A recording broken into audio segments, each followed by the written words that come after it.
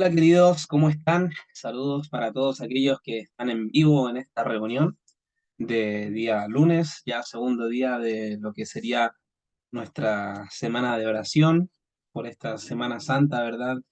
En donde se recuerda la muerte de Cristo, bueno, toda la vida, la pasión, la muerte y la resurrección de Cristo.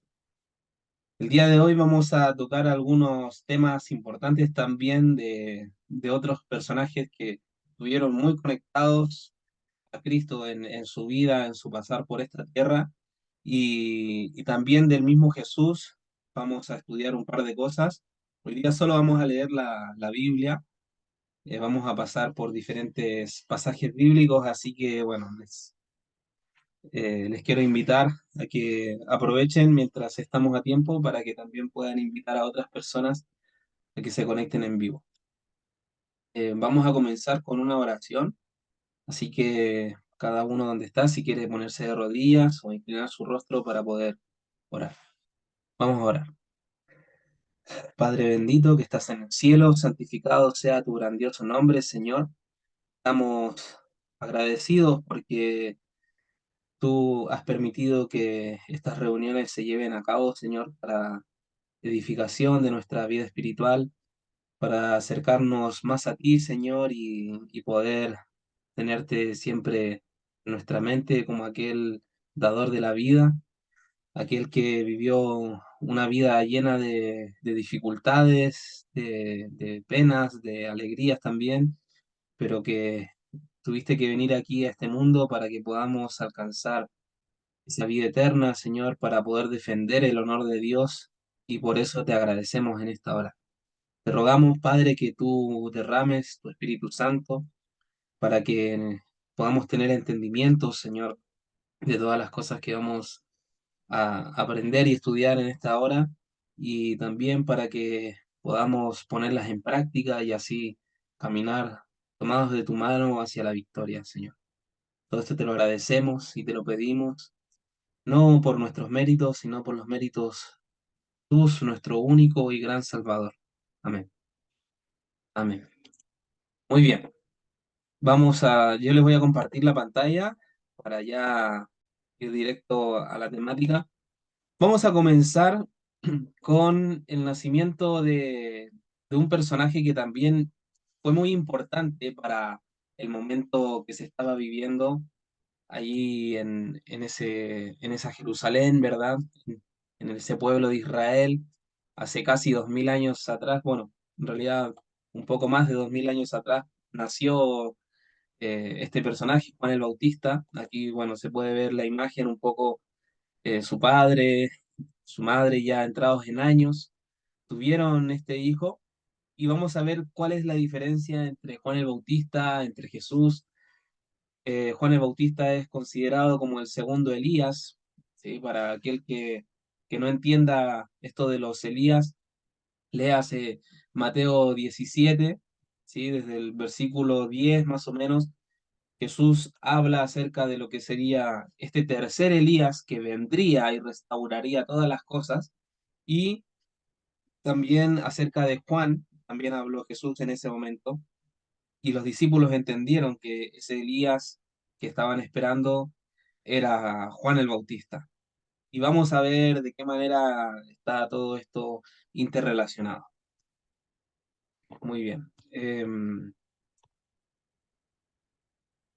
Comenzando por Lucas, ¿sí? Tenemos en el libro de Lucas, versículos 5 al 17, nos pone en el contexto histórico. Lucas, bueno, además de ser un doctor y tener mucho conocimiento, él recopiló de la manera más fidedigna todos los eventos, bueno, no todos, pero sí la gran mayoría de los eventos, y guiado por el Espíritu Santo para poder recopilar toda esta información y que nosotros hoy en día la podamos tener. Y nos habla de los días de Herodes. En los días de Herodes, que era rey de Judea, un sacerdote llamado Zacarías, de la clase de Abías, y su mujer era de las hijas de Aarón, y se llamaba Elizabeth. Y vemos unas cosas que son muy interesantes. Zacarías era sacerdote. Para poder ser sacerdote en el pueblo de Israel, tenías que tener sangre levita, ¿ok?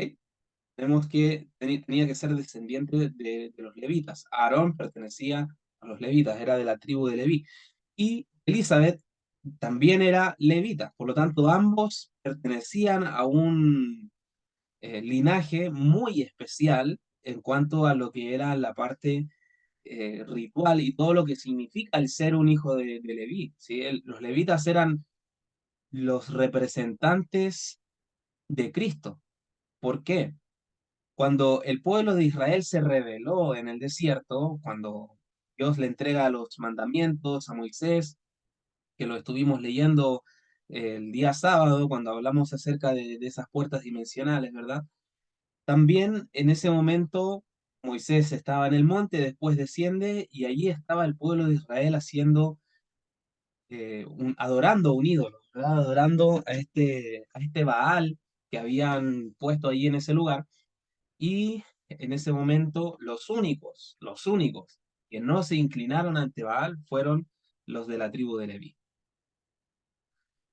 Por eso es que Dios los escoge a ellos como una tribu escogida, un linaje real del sacerdocio, era un linaje escogido para poder ejercer lo que sería el sacerdocio. El sacerdote era el que llevaba los sacrificios, el que llevaba todos los elementos en el templo, en el santuario, ¿verdad?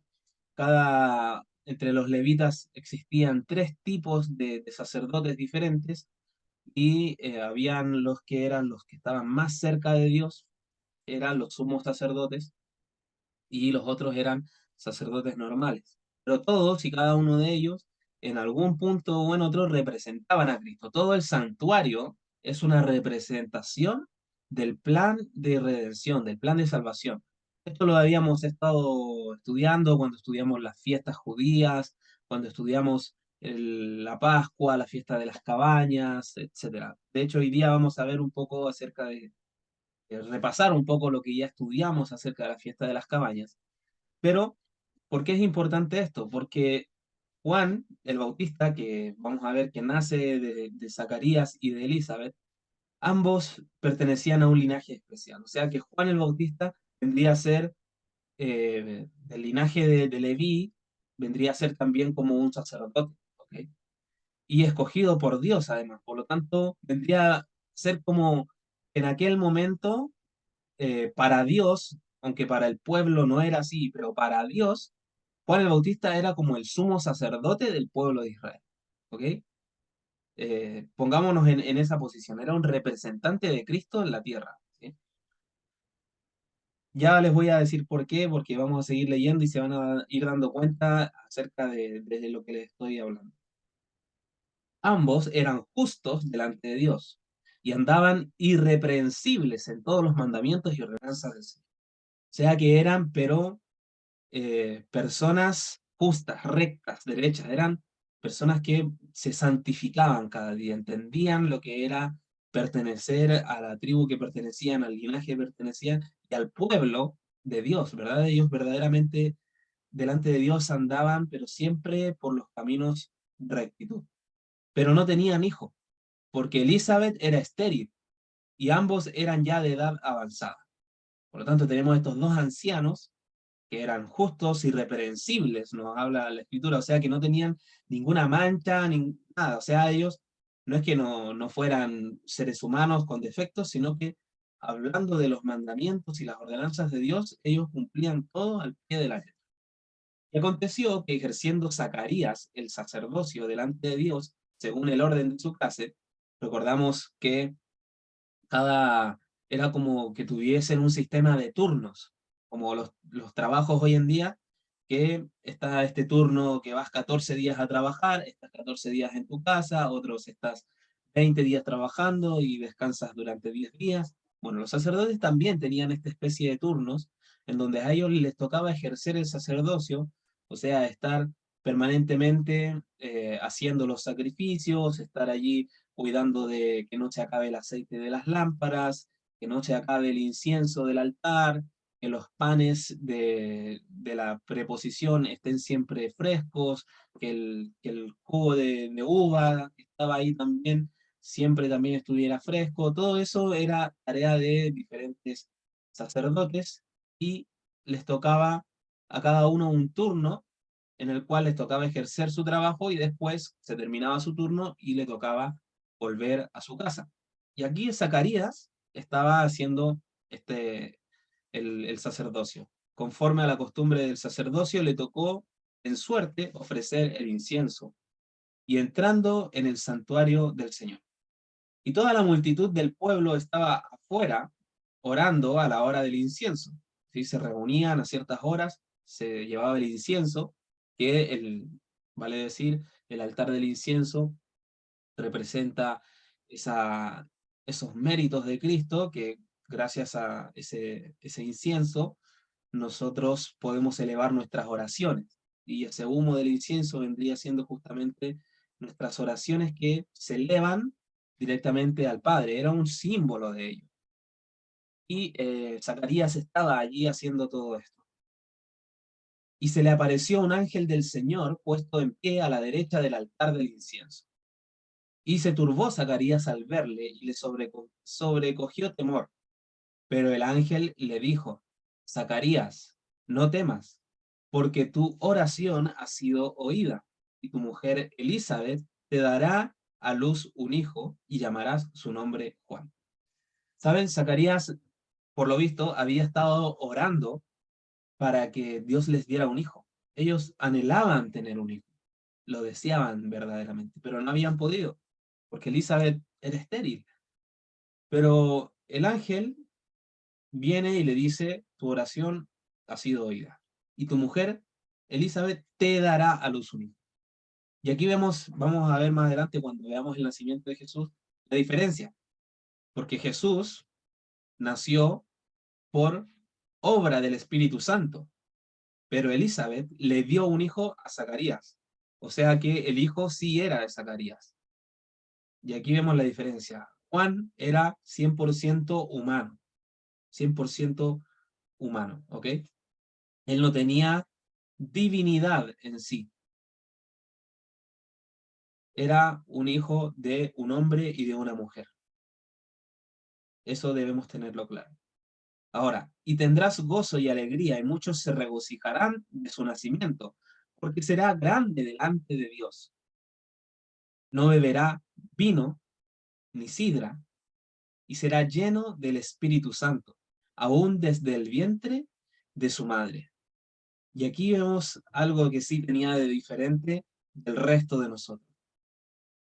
A pesar de ser un humano, hijo de hombre y de mujer, ¿verdad? Humanas, él fue lleno del Espíritu Santo aún desde el vientre de su madre. Y eso es algo increíble. O sea, yo no recuerdo tener registros de alguien más que haya sido llenado del Espíritu Santo, incluso desde antes de su nacimiento. Y hará que muchos de los hijos de Israel se conviertan al Señor, Dios de ellos. Muchos de los hijos de Israel se conviertan al Señor, Dios de ellos. E irá delante de él. ¿De quién? Del Señor, Dios de ellos. O sea, aquí nos está diciendo que el Señor, Dios de ellos, sería Jesús, porque dice, e irá delante de él con el espíritu y el poder de Elías. ¿Por qué iría delante de él? Porque justamente Elías, bueno, el segundo Elías, Juan, él tenía que preparar el camino para Cristo, para que los judíos aceptaran a Cristo. Entonces, para que se conviertan a Cristo. Y aquí nos está diciendo que se conviertan al Señor, Dios de ellos. O sea que ya por este versículo tenemos que entender de que Jesús es Dios. ¿Ok? Cristo es Dios. No hay más discusión del tema. Lo está diciendo acá. Es cosa de tener comprensión lectora, mis amigos. E irá delante de él con el espíritu y el poder de Elías, para hacer volver los corazones de los padres a los hijos y de los rebeldes a la prudencia de los justos, para preparar al Señor un pueblo bien dispuesto. ¿Bien dispuesto a qué? A aceptarlo, a recibirlo, ¿verdad? Vamos a ir viendo un poco más acerca de la obra de Juan el Bautista, pero es muy interesante lo que dice aquí, para volver los corazones de los padres a los hijos. Cuando leemos por el tercer Elías, que se habla en Malaquías 4, versículos 5 y 6, también nos dice algo muy similar, ¿verdad? He aquí, yo envío al profeta Elías, ¿verdad? Antes del día grande y terrible del Señor, y él hará volver el corazón de los padres a los hijos y de los hijos a los padres, no sea que yo venga y hiera la tierra con maldición. Y es algo muy similar a la obra de Juan. Juan es el segundo Elías, pero vendría un tercer Elías que realizaría una obra muy similar, si es que no igual, a la que estaba realizando aquí Juan. Vemos varias cosas entonces. Juan, lleno del Espíritu Santo, desde antes del nacimiento, desde el vientre de su madre, era un humano, hijo de padre y de madre humanas, era también, bueno, precursor de Cristo, tendría que preparar para Cristo un pueblo bien dispuesto, para que cuando apareciera Cristo, los que verdaderamente aceptaron el mensaje de Juan, también aceptaran el mensaje de Cristo. ¿Ok? Eh, y además era de la tribu de Leví, era de la tribu de Leví, era levita, Juan el Bautista era levita, y era, por lo tanto, el representante de Dios en la tierra en ese momento, ya que los sumos sacerdotes bueno, el sumo sacerdote y los sacerdotes que estaban ahí en ese momento en el pueblo de Israel, estaban pero pensando en cualquier otra cosa menos en que el nombre de Dios pueda ser alzado y elevado. ¿Ok? Ellos lo único que querían era justamente la fama, el honor y todas estas cosas, como lo podemos leer a lo largo de todas las epístolas y el Evangelio, nos muestra cómo siempre los sacerdotes judíos, los escribas, los fariseos estaban en contra del ministerio de Jesús, no aceptaron a Juan como profeta, por lo tanto, además de ser profeta, era el que estaba llevando la vara del sacerdocio. ¿Ok? La vara del sacerdocio en aquel momento la llevaba aquí Juan. Y es muy similar a lo que sucedería con el tercer Elías. ¿Sí? El tercer Elías también debe preparar al Señor un pueblo bien dispuesto, también debe ser lleno del Espíritu Santo, también debe cumple la función de ser el sacerdote, o sea, el líder espiritual del pueblo en apostasía. Dijo Zacarías al ángel: ¿En qué conoceré esto? Porque yo soy viejo y mi mujer es de edad avanzada. Y respondiendo el ángel le dijo: Yo soy Gabriel, que estoy delante de Dios, o sea, era un querubín, y he sido enviado a hablarte y darte estas buenas nuevas. Y ahora quedarás mudo y no podrás hablar, hasta el día en que esto se haga, por cuanto no creíste mis palabras, las cuales se cumplirán a su tiempo. Y el pueblo estaba esperando a Zacarías y se extrañaba de que él se demorase en el santuario. Pero cuando salió, no les podía hablar, y comprendieron que había visto visión en el santuario. Y él les hablaba por señas y permaneció mudo. Y cumplidos los días de su ministerio, se fue a su casa. Después de aquellos días, concibió su mujer Elizabeth y se recluyó en casa por 5 meses, diciendo: Hacía hecho conmigo el Señor en los días en que se dignó quitar mi afrenta entre los hombres. Esa vergüenza que ella sentía por no poder tener hijos y no poder darle hijos a Zacarías. Sexto mes, el ángel Gabriel fue enviado por Dios a una ciudad de Galilea llamada Nazaret, a una virgen desposada con un varón que se llamaba José, de la casa de David. Y el nombre de la virgen era María. Aquí estamos hablando ya de el nacimiento de Jesús, ¿ok? Sexto mes de lo que hemos leído anteriormente, se le aparece el mismo ángel Gabriel, pero esta vez a María, la cual era virgen. ¿Por qué? Porque ella no había conocido varón. Vamos a ver lo que dice a continuación. Entrando el ángel en donde ella estaba, dijo: Salve, muy favorecida, el Señor es contigo, bendita tú entre las mujeres. Mas ella, cuando le vio, se turbó por sus palabras y pensaba: ¿qué salutación sería esta? Entonces el ángel le dijo, María, no temas, porque has hallado gracia delante de Dios. Y ahora concebirás en tu vientre y darás a luz un hijo, y llamarás su nombre Jesús. Este será grande, será llamado Hijo del Altísimo, y el Señor Dios le dará el trono de David su padre, y reinará sobre la casa de Jacob para siempre, y su reino no tendrá fin. ¿Saben? Esta es una profecía que se le entregó a David. Se le entregó a David esta profecía, la podemos encontrar ahí en Samuel, en el libro de Samuel, y se la estaba recitando, eran palabras de la escritura, de la ley de los profetas, se la estaba recitando aquí a María, para que ella pueda entender de que se le estaba dando el honor y el privilegio de poder dar a luz al Mesías tan esperado. Entonces María dijo al ángel, ¿cómo será esto? Pues no conozco varón. Ella no tenía todavía relaciones sexuales con nadie, era virgen, ¿verdad? Todavía. Entonces, respondiendo el ángel, le dijo, el Espíritu Santo vendrá sobre ti y el poder del Altísimo te cubrirá con su sombra, por lo cual también el santo ser que nacerá será llamado Hijo de Dios. Y aquí es donde nace el concepto Hijo de Dios, para que podamos entender por qué a Jesús se le llama el Hijo de Dios, se le llama el Hijo. Porque justamente tenemos que nace del Espíritu Santo. Por ende, o por lo cual, o por eso, es lo que nos está diciendo acá el versículo, son sinónimos de lo mismo, también el santo ser que nacerá será llamado Hijo de Dios. Nació del Espíritu Santo. No nació de un padre humano y una madre humana, sino que nace de una madre humana, pero el padre era el Espíritu Santo, o sea, el padre era el mismo Dios. Por eso se llama Hijo de Dios. Tenemos que tener algo bastante presente también en este punto. Cuando hablamos de María y de Jesús, tienen diferencias sustanciales. María era una humana, tenía inclinaciones, tenía defectos, tenía tendencias pecaminosas, ¿ok? Porque era humana, era hija y tenía todos los defectos humanos, ¿ok? Eso es algo que debemos entender. Aún así, ella era una mujer virtuosa, por algo Dios la escogió, al igual que Elizabeth y Zacarías, como nos dice que eran irreprensibles, pero seguían siendo humanos, ¿ok?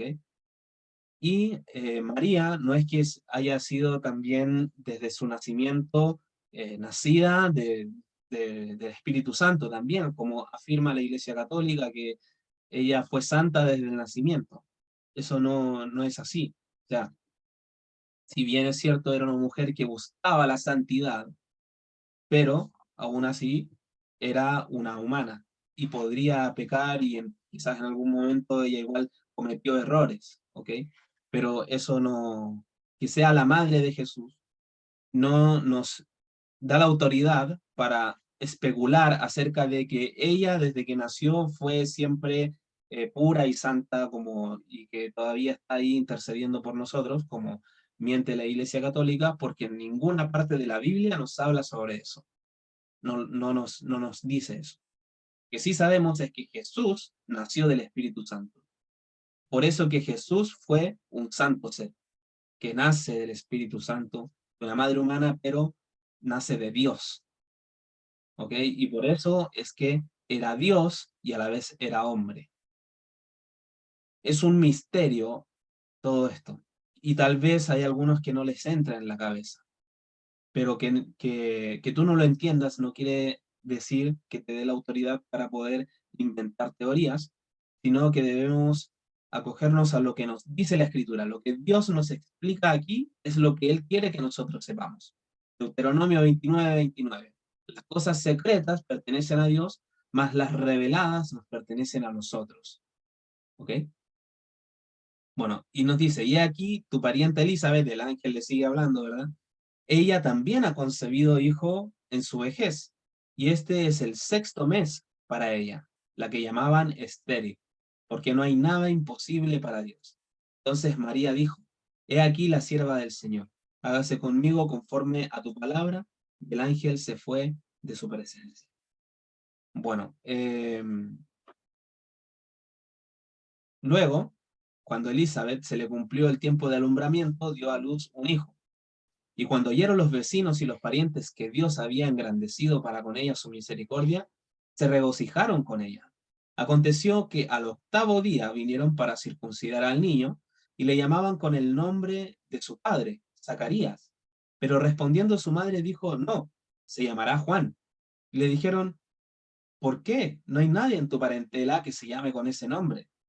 Entonces preguntaron por señas a su padre cómo le quería llamar, y pidiendo una tablilla escribió diciendo, Juan es su nombre. Y todos se maravillaron. Al momento fue abierta su boca y suelta su lengua. Recordemos que había quedado mudo por no creerle al ángel. Y habló bendiciendo a Dios. Se llenaron de temor todos sus vecinos. Y en todas las montañas de Judea se divulgaron todas estas cosas. Todos los que oían las guardaban en su corazón, diciendo, ¿quién pues será este niño? Y la mano del Señor estaba con él. Antes de continuar, quisiera hacer un paréntesis, mis queridos hermanos, mis queridos amigos. Quiero mostrarles una cita de Ellen White que nos habla y nos va a poner en contexto de por qué es importante internalizar estas cosas. Vamos a leer solo el comienzo de esta cita. La primera parte es la que a mí me interesa. Esto fue escrito el 18 de febrero de 1890. Queremos entender el tiempo en el cual vivimos. No lo entendemos ni a medias. No lo hemos internalizado ni a medias. Mi corazón tiembla en mí cuando pienso en la batalla que tenemos que enfrentar. Cuán pobremente estamos preparados para enfrentarla. Y aquí la parte importante que quería recalcar. Las pruebas de los hijos de Israel y su actitud justo antes de la primera venida de Cristo ha sido presentada delante de mí una y otra vez para ilustrar la posición del pueblo de Dios en su experiencia antes de la segunda venida de Cristo. Como el enemigo se apoderó de cada ocasión para tomar el control de las mentes de los judíos, y hoy él trata de enceguecer las mentes de los siervos de Dios para que no sean capaces de discernir la preciosa verdad. Esta cita es muy impresionante, mis hermanos, y confirma lo que yo estoy diciendo para que vean que no me estoy inventando nada, sino que estoy hablando con la verdad. Todo lo que pasó en la antigüedad pasó para que nos quedase como ejemplo a nosotros sobre quiénes ha llegado a los fines de los tiempos. Esto está en el libro de Primera de Corintios, capítulo 10, versículos 11. Y el versículo 12 nos dice, por lo tanto, el que piensa estar firme, mire que no caiga. Debemos tomar atención a estas historias y al tiempo en el cual vino Jesús, porque Ellen White nos dice de que así como el pueblo y los líderes, sobre todo del Israel, del pueblo de Israel, estaban enceguecidos y no podían ver la verdad, y todo eso que vivieron ellos y la oposición que presentaron al ministerio del segundo Elías, también se repetiría en los momentos previos a la segunda venida de Jesús, cuando vendría también el tercer Elías, cuando también se le despertaría oposición de parte de los líderes del Israel espiritual, que estaba en apostasía, como en aquel tiempo antiguo, también en el tiempo presente, la iglesia adventista está en apostasía. Y los líderes y los sacerdotes y los escribas y los fariseos que hay allí están en oposición y en constante pugna en contra del ministerio de Víctor San Vicente, que es el tercer Elías. Para que lo tengan presente, mis hermanos. Y Zacarías, su padre, fue lleno del Espíritu Santo y profetizó diciendo, Bendito el Dios de Israel, que ha visitado y redimido a su pueblo, y nos levantó un poderoso Salvador en la casa de David su siervo, como habló por boca de sus santos profetas que fueron desde el principio. Salvación de nuestros enemigos y de la mano de todos los que nos aborrecieron, para hacer misericordia con nuestros padres y acordarse de su santo pacto, del juramento que hizo Abraham nuestro padre, que nos había de conceder, que librados de nuestros enemigos, sin temor le serviríamos, en santidad y en justicia delante de él, todos nuestros días. Y tú, niño, hablándole a Juan, profeta del Altísimo serás llamado, porque irás delante de la presencia del Señor para preparar sus caminos, para dar conocimiento de salvación a su pueblo, para perdón de sus pecados, por la entrañable misericordia de nuestro Dios, con que nos visitó desde lo alto de la aurora. En otras versiones, ya les voy a mostrar cómo dice ese versículo 78. Para dar luz a los que habitan en tinieblas y en sombra de muerte, para encaminar nuestros pies por el camino de paz. Y el niño crecía y se fortalecía en espíritu, y estuvo en lugares desiertos hasta el día de su manifestación a Israel. Aquí por medio de la boca de Zacarías, el Señor profetiza y nos habla acerca de la misión de el segundo Elías, que sería preparar el camino, ¿verdad? Dar conocimiento de salvación, ¿verdad? Nos habla también de dar luz a los que están en tinieblas, encaminar nuestros pies por el camino de paz. Por lo tanto, si no aceptaban el mensaje de Juan, estaban en sombra de muerte. No estaban por caminos de paz, no tendrían conocimiento de salvación, no tendrían esa luz que Dios enviaba. En la versión de la Reina Valera del 2000, el versículo 78 dice así: por la tierna misericordia de nuestro Dios, por la cual el sol naciente vendrá a visitarnos desde el cielo. ¿Quién era este sol naciente? Cristo. Cristo es el sol de justicia. Como nos decía el hermano Eduardo ayer, ese sol que representa a Cristo, ellos lo estudiaban por medio de las profecías, sabían que se acercaba ese tiempo en el cual aparecería el sol de justicia. Ellos conocían la cronología, sabían que ya estaba cerca del año 4000 desde la creación y estaban esperando la aparición del Mesías.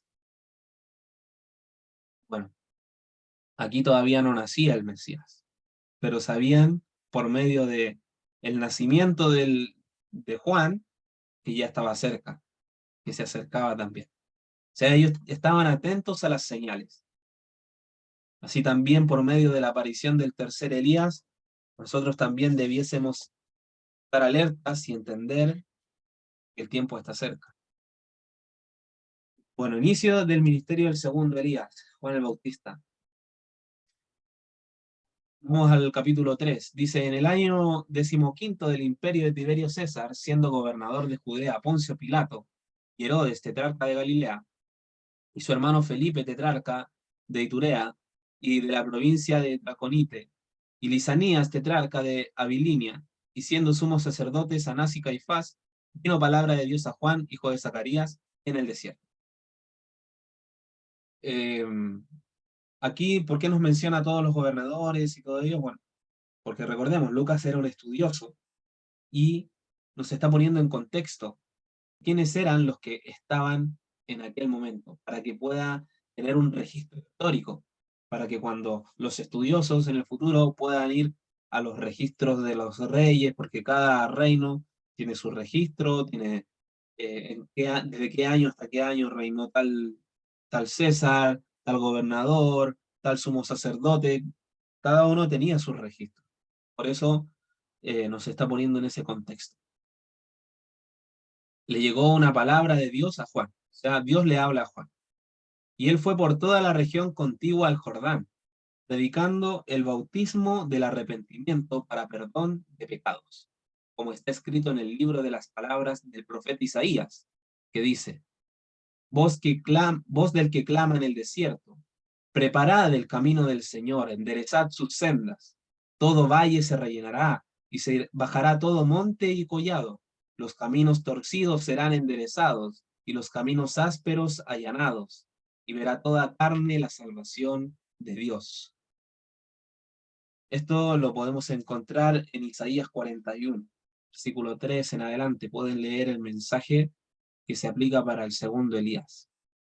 Y también en parte para el tercero, porque cumplen la misma función prácticamente. Y decía a las multitudes que salían para ser bautizadas por él: oh generación de víboras, ¿quién os enseñó a huir de la ira venidera?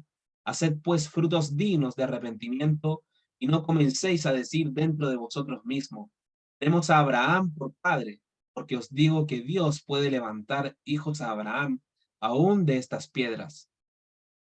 Y ya también el hacha está puesta a la raíz de los árboles. Por tanto, todo árbol que no da buen fruto se corta y se echa en el fuego. Imagínense la predicación de Juan el Bautista.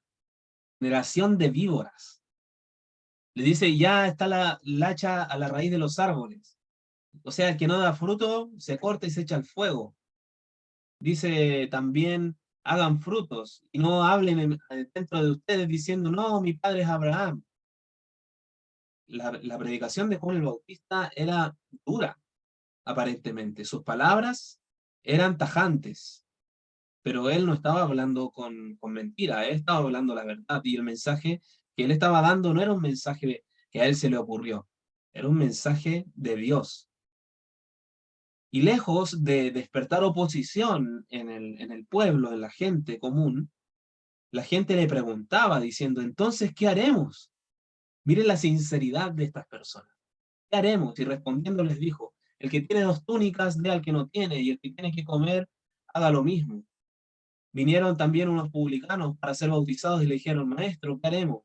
Él les dijo: no exijáis más de lo que os está ordenado. Y también preguntaron unos soldados diciendo: ¿y nosotros qué haremos? Y les dijo: no hagáis extorsión a nadie, ni calumniéis, y contentaos con vuestro salario.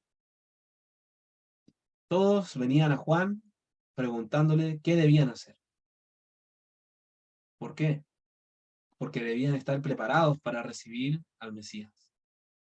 Como el pueblo estaba en expectativa, preguntándose todos en sus corazones si acaso Juan sería el Cristo, respondió Juan diciendo a todos: yo a la verdad os bautizo en agua, pero viene uno más poderoso que yo, de quien no soy digno de desatar la correa de su calzado.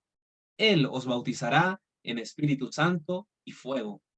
Su aventador está en su mano, y limpiará su era, y recogerá el trigo en su granero, y quemará la paja en fuego que nunca se apagará. Con estas y otras muchas exhortaciones anunciaba las buenas nuevas al pueblo.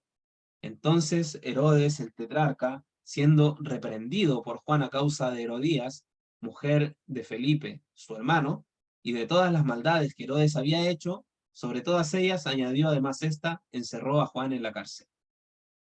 Y posteriormente lo decapitó, le cortó la cabeza, a pedido justamente de Herodías, la mujer de su hermano. ¿Sí? Juan no tenía miedo de decir las cosas, sea quien fuera que estuviera al frente, él le decía las cosas, reprendía. Reprendió a Herodes porque se había puesto con la mujer de su hermano, y todas las maldades también que había hecho, también se las reprendió, y por eso Herodes lo mete en la cárcel, por decirle la verdad. Aquí también vemos nosotros un par de mensajes, y yo los invito a que estudien estos capítulos en profundidad, porque tienen algo muy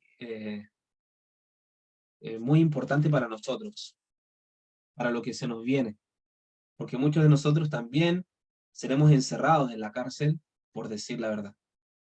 Sabemos que el tercer Elías es una persona, pero el tercer Elías prepara un pueblo para que este pueblo salga a predicar en el espíritu y el poder de Elías. Por lo tanto, el pueblo también es Elías.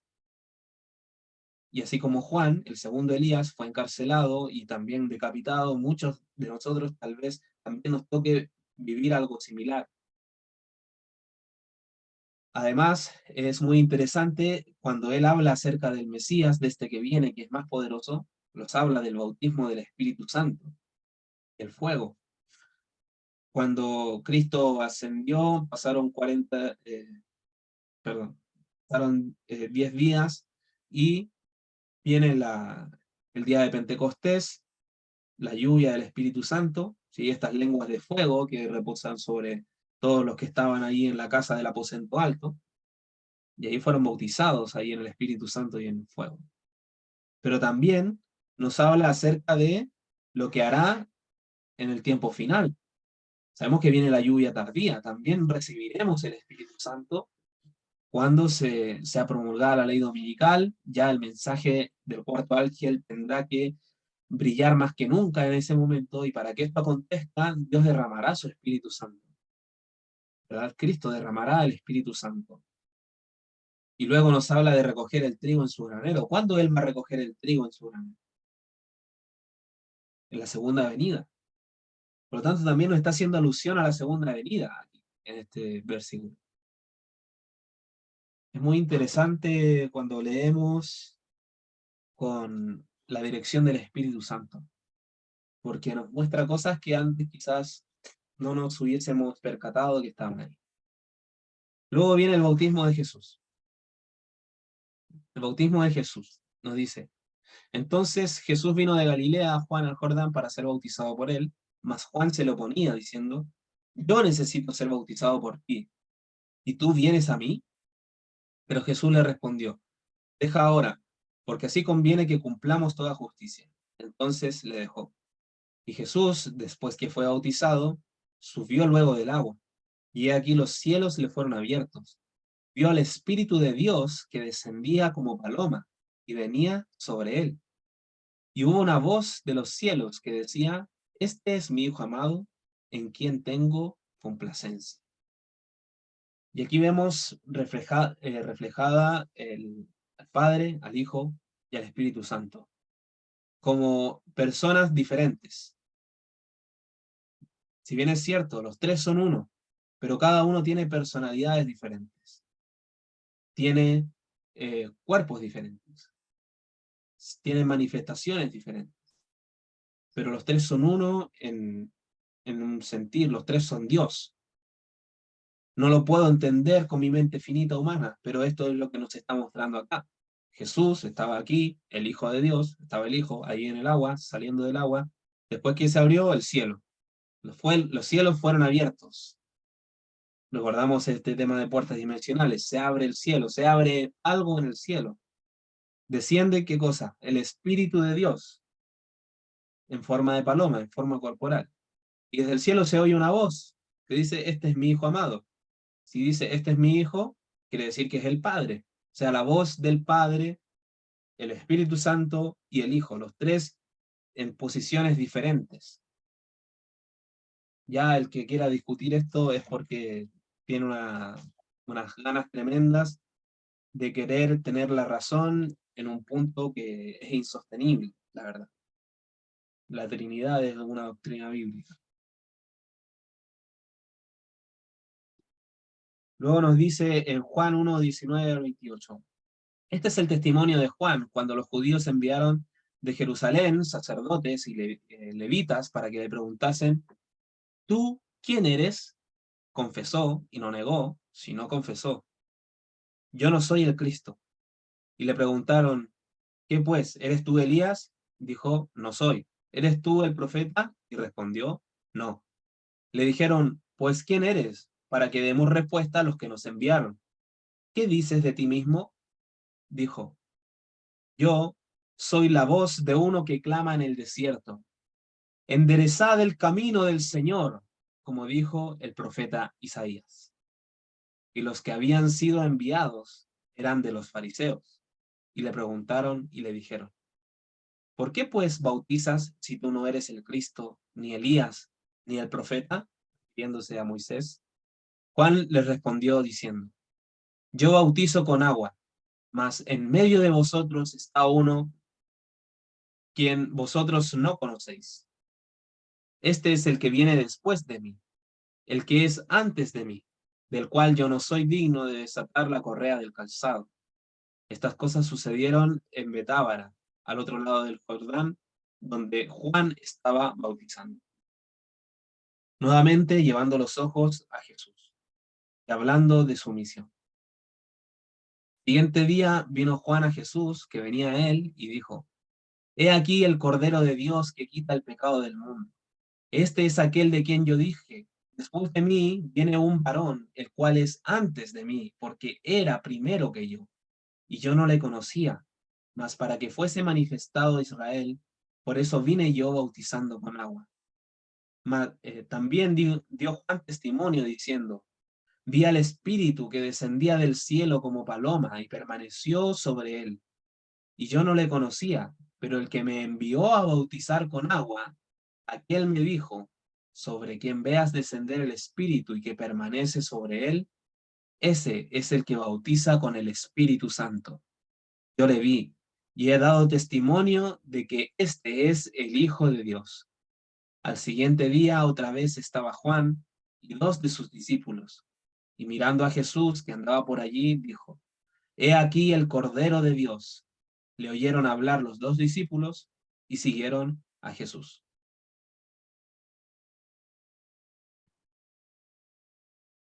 Antes de pasar un poco a lo que vamos a estudiar a continuación, y ya nos quedan 10 minutitos para terminar, tal vez un poquito más, quiero volver a la cita anterior que habíamos leído.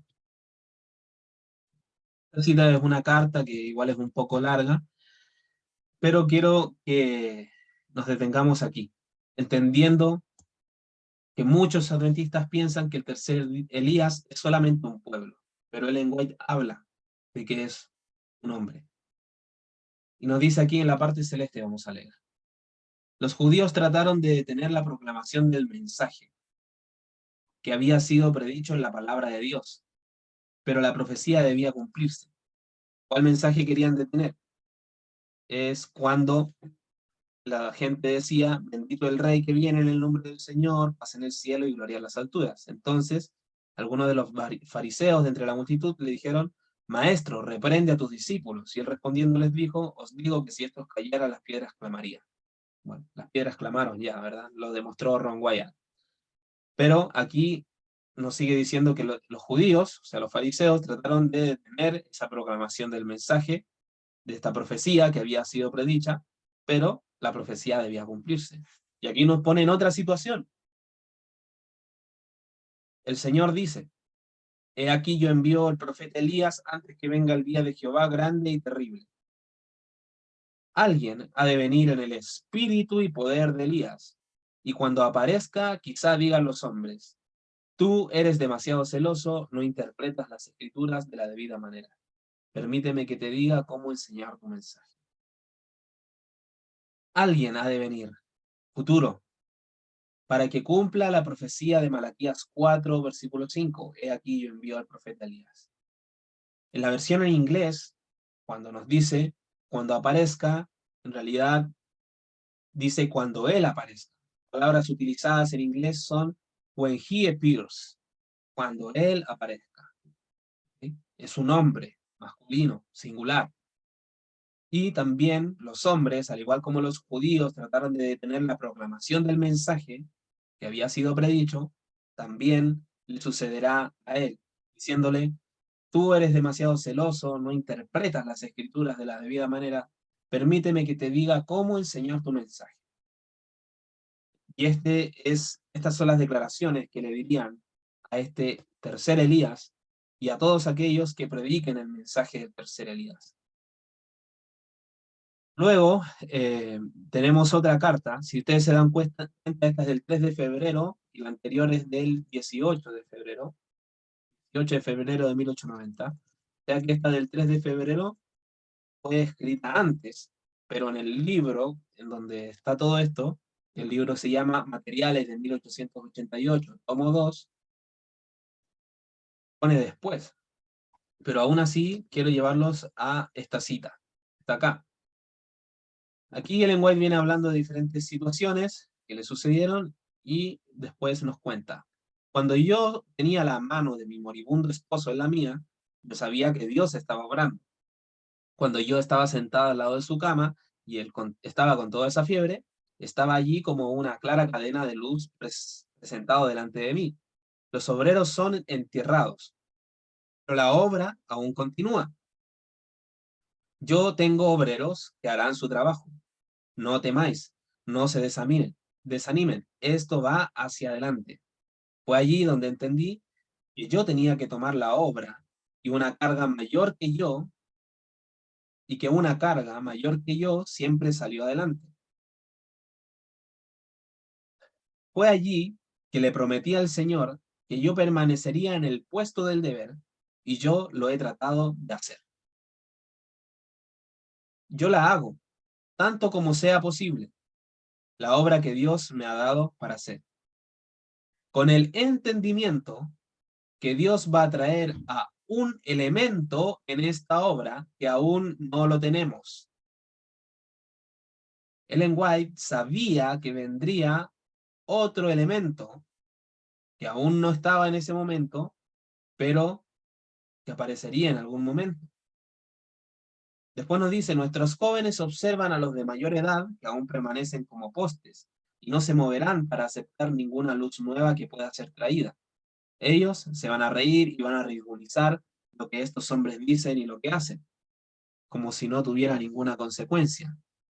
¿Quién lleva la carga de esa risa y de esa contienda? Les pregunto. ¿Quién la lleva? Son los mismos que se han interpuesto entre la luz que Dios ha enviado para que no llegue al pueblo, el cual debiera tenerla. Ella sabía que vendría nueva luz, pero que los que estaban allí, permaneciendo como postes, ¿verdad? Estaban duros en su posición, no se iban a mover, no iban a aceptar nueva luz, pero ella sabía que vendría nueva luz, sabía que vendría otro elemento, sabía que vendría este tercer Elías. Después nos dice, son los mismos que se han interpuesto entre la luz que Dios ha enviado para que no llegue al pueblo, el cual debiera tenerla. Yo sé de lo que estoy hablando. Sabía de qué estaba hablando. Estas cosas no me han sido reveladas durante los últimos 40 años y continúo en ignorancia con respecto a ellas. ¿Qué cosas? La nueva luz. Ella sabía que vendría nueva luz, no sabía cuál sería esa luz que vendría. Pero aún así, ella sabía que vendría otro elemento, vendría también un tercer Elías, pero no sabía cuándo. No sabía qué era esa luz nueva que vendría a enseñar, pero sabía que vendría. Ahora, hermanos, yo les digo, limpien el camino del rey, por amor a sus propias almas. Si se han interpuesto entre el pueblo y la luz, salgan del camino o Dios los sacará del camino. Yo les digo que Dios llama a los hombres para que ayuden al Señor, para ayudar al Señor contra el poderoso.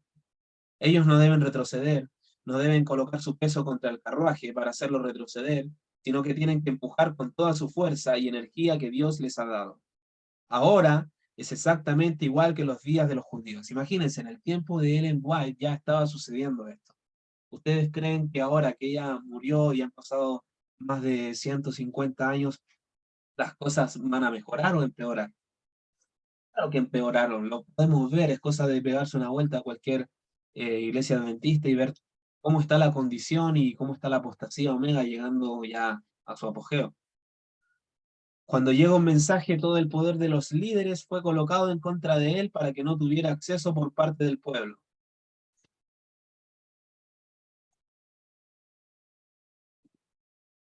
Eh,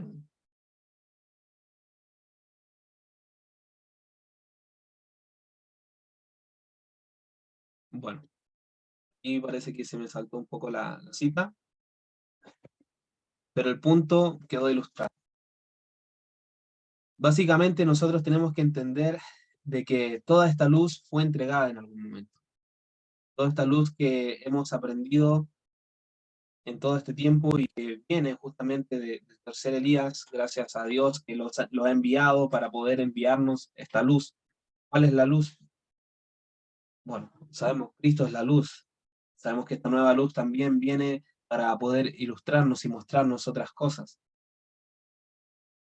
las bodas de Caná y las bodas del Cordero. Vamos a hacer un pequeño repaso sobre las bodas de Caná para poder terminar, para que veamos que si nosotros todavía estuviésemos con el pueblo de Israel, no entenderíamos estas cosas de las cuales estamos hablando y de las que vamos a hablar ahora acerca de las bodas de Caná. No veríamos esta luz. Pero gracias a Dios que la hemos aceptado, y gracias a Dios porque es algo maravilloso. Este es el calendario de las fiestas judías, ¿verdad? Bueno, está cortado, en realidad son más meses, pero les quise poner aquí el paralelismo entre el mes de Aviv, ¿sí? Está el mes de la Pascua de los judíos. Sabemos que el día 10 se seleccionaba el cordero, al igual que en el día 10 de Tishri, que era el séptimo mes, era el día de la expiación. El día 14 el cordero era asesinado y a partir del 15 empezaba la fiesta de los panes sin levadura, al igual como la fiesta de tabernáculos, de las cabañas. Y tenemos este último gran día, que bueno, ya sería como una representación de la segunda venida de Cristo. Así como la Pascua representaba la primera venida de Cristo, eh, la fiesta de las cabañas, bueno, de las trompetas, Yom Teruah, Yom Kippur, todo lo que conlleva eso, representa la segunda venida de Cristo. Recordamos también que estudiamos hace un tiempo atrás que en el tabernáculo se manifestaba la gloria de Dios, y que eso era lo que significaba la fiesta de las cabañas, la manifestación de la gloria de Dios. El tabernáculo de reunión representa el plan de redención en la figura y el cuerpo de Jesús, muerte, la resurrección y el juicio investigador. También, como habíamos visto en este blog judío, que nos muestra con versículos bíblicos diferentes momentos, nos dice este diseño, el diseño de las fiestas, culmina con la fiesta de los tabernáculos, la séptima en el calendario. Recuerda y proclama la promesa de Dios de habitar en medio de su pueblo y darles el reposo de sus obras. La reacción del discípulo extrovertido y con mayor iniciativa no se hizo esperar. Pedro le propone al maestro celebrar la fiesta de los tabernáculos, esto es en la transfiguración de Jesús. Le propone hacer sucats, enramadas, pero inmediatamente la realidad se impone sobre las sombras. Mientras él hablaba, una nube de gloria los cubrió, y una voz, chofar, salió de ella que decía, este es mi hijo amado, a él oí. Los aprendices apóstoles pasaron del gozo al temor reverente, pero definitivamente deseaban celebrar la gloria de Dios manifestada en ese momento. Este último significado, celebración de la gloria de Dios, es el más frecuente cuando hablamos del tabernáculo de Dios. Así que la fiesta de los tabernáculos se trata es de la gloria de Dios, de la gloriosa y gozosa experiencia de Dios en medio de su pueblo. La fiesta de los tabernáculos en la que recordamos el deseo del corazón de Dios de morar en medio de su pueblo. Representa la segunda venida, por lo tanto, la gloria de Dios. Cuando hablamos de la gloria de Dios, también hablamos de la segunda venida. Y vayamos a la fiesta de las bodas de Caná. Pero antes de pasar al capítulo 2, leemos el capítulo 1, el último versículo, donde Jesús les dijo, de cierto os digo, de aquí en adelante veréis el cielo abierto y a los ángeles de Dios que suben y descienden sobre el Hijo del Hombre. Y luego de esta declaración del cielo abierto, los ángeles de Dios, ¿verdad?, que suben y descienden, nos dice, al tercer día, y aquí ya empezamos ya con conceptos. Un día es como 1000 años y 1000 años es como un día, ¿verdad? Esta visión del cielo abierto y los ángeles de Dios que suben y descienden sobre el Hijo del Hombre, nos está hablando también como un símbolo de la visión de Jacob, la escalera de Jacob. Cristo representaba esa escalera mediante la cual subían y bajaban los ángeles. ¿Cuándo esto se hizo posible? Con la muerte de Cristo. La muerte de Cristo se manifestó justamente gracias al sacrificio de Jesús, gracias a sus méritos, gracias a su sangre, es que nosotros podemos tener acceso al trono de Dios. Por lo tanto, esos ángeles subiendo y bajando, llevando las oraciones, trayendo las bendiciones, solo es gracias a los méritos de Cristo. A través de esa escalera es que podemos nosotros tener acceso al trono de la gracia. Y esto ocurrió en el año 31. cuando muere Jesús. Y al tercer día, o sea, al tercer milenio luego del año 31, nos está haciendo un paralelismo igual con todo esto. ¿Ok? Se hicieron unas bodas en Caná de Galilea. Cuando estemos en el cielo se va a hacer también luego de que todo termine, se van a hacer las bodas del Cordero. Y es muy interesante. Eran unas bodas en Caná de Galilea y estaba allí la madre de Jesús. Y fueron también invitados a las bodas Jesús y sus discípulos. Yo les invito a que después busquen en la Strong el significado de Caná, el significado de Galilea, para quedar sorprendidos. Y faltando el vino, la madre de Jesús le dijo, ¿no tienen vino? Jesús les dijo, ¿qué tienes conmigo, mujer? Aún no ha venido mi hora. Le estaba pidiendo vino. ¿Qué representa el vino? O el jugo de uva, la sangre de Cristo, ¿verdad? Estaba pidiendo vino, estaba pidiendo ese jugo de uva, o sea, la sangre de Cristo. Le dice, ¿qué tienes conmigo? Aún no ha venido mi hora. Es muy interesante, ¿verdad? También. Su madre dijo a los que servían, haced todo lo que os dijere. Y estaban allí 6 tinajas de piedra para agua, conforme al rito de la purificación de los judíos. Esas las usaban para lavarse las manos, los pies, etcétera, ¿verdad? Sabían que los judíos tenían tradiciones, que había que lavarse las manos para comer, porque si no, supuestamente es como que se contaminaba. En cada una de las cuales habían 2 o 3 cántaros. Jesús les dijo, llenad esas tinajas de agua. Y las llenaron hasta arriba. Vean el concepto, eran 6. Y hasta que las 6 tinajas, como esos 6.000 años, también en paralelismo con el 6, hasta que esos 6.000 años se llenaron hasta arriba, o sea, hasta que se completaron, ahí les dijo, sacad ahora y llevadlo al maestresala, y se lo llevaron. Y cuando el maestresala probó el agua hecha vino, el agua hecha vino. Jesús es el agua de vida, ¿verdad? Agua de vida te daré. Si supieras quién es el que te pide de beber, tú le pedirías agua a él y él te daría el agua viva.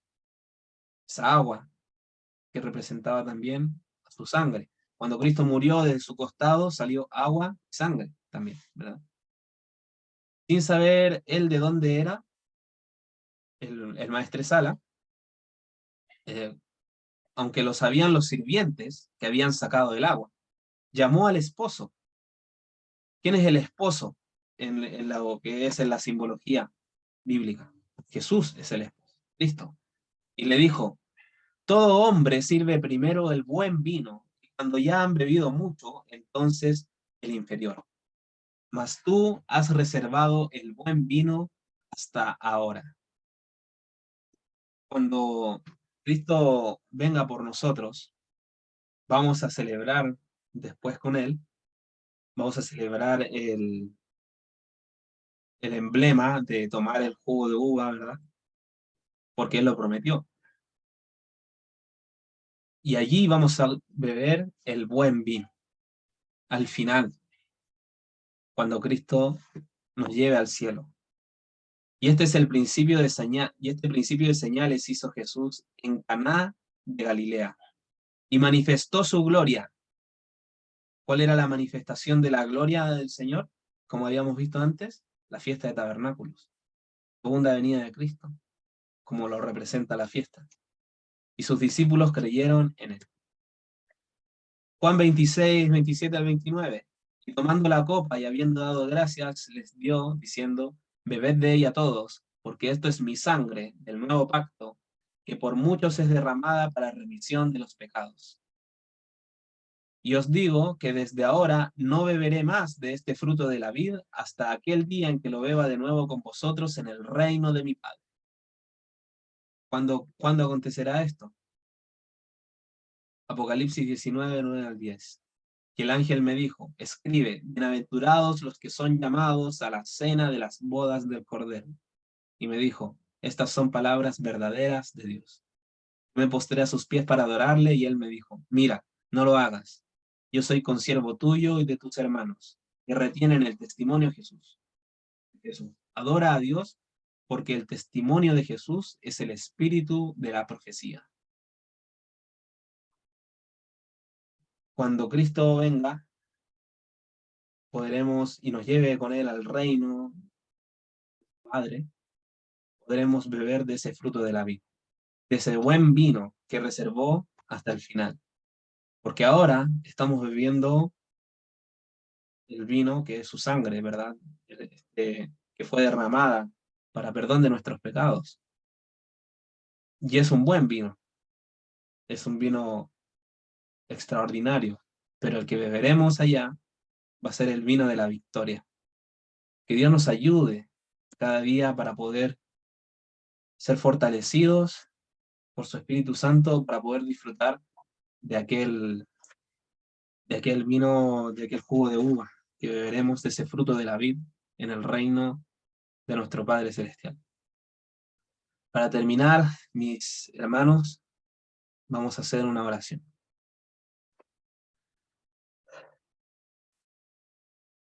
Muchas gracias, Padre, porque no nos has dejado en tinieblas. Nosotros no estamos en tinieblas para que aquel día nos sorprenda como ladrón. Gracias porque a través de tu palabra nos has dejado ejemplos. Gracias porque en la vida de Juan el Bautista podemos encontrar señales para poder también comprender la verdad del tiempo presente. Gracias porque también a través de tu sierva, Elena de White, nosotros podemos tener acceso a una luz mucho mayor y que sin ella estaríamos bastante perdidos. Gracias te damos también por el Espíritu Santo, porque sin el Espíritu de verdad nosotros no llegaríamos a ninguna conclusión. Gracias porque has puesto en nuestros corazones el deseo de buscarte, de buscar la verdad, porque pones también en nuestro corazón el deseo de querer compartir con otros estas verdades. Ayúdanos, Señor, y llénanos de tu Santo Espíritu. Derrama la lluvia tardía sobre nosotros para que podamos testificar, Señor, en donde sea que vayamos, para que este mensaje pueda llegar a la mayor cantidad de personas, porque sabemos que deben aceptar el testimonio del tercer Elías, porque aquellos que no aceptaron el testimonio del segundo Elías se extraviaron y quedaron en tinieblas. Ayúdanos a presentarlo de la mejor manera. Danos la sabiduría y la inteligencia para hacerlo. Gracias también te damos por la sangre que has derramado por nosotros, que en esta semana recordamos. Recordamos tu vida, recordamos tu ministerio, recordamos ese pacto que tú sellaste con tu muerte y tu resurrección. Ayúdanos, Señor, a estar siempre bebiendo de tu sangre para poder ser purificados y que nuestros pecados sean perdonados. Gracias por todo lo que nos brindas. Quédate con nosotros, Señor, durante el resto de esta semana y con el resto de los oradores que van a estar exponiendo. Todo esto te lo agradecemos, Señor, y te lo pedimos, confiando en los méritos de Jesús, nuestro único Salvador. Amén y amén.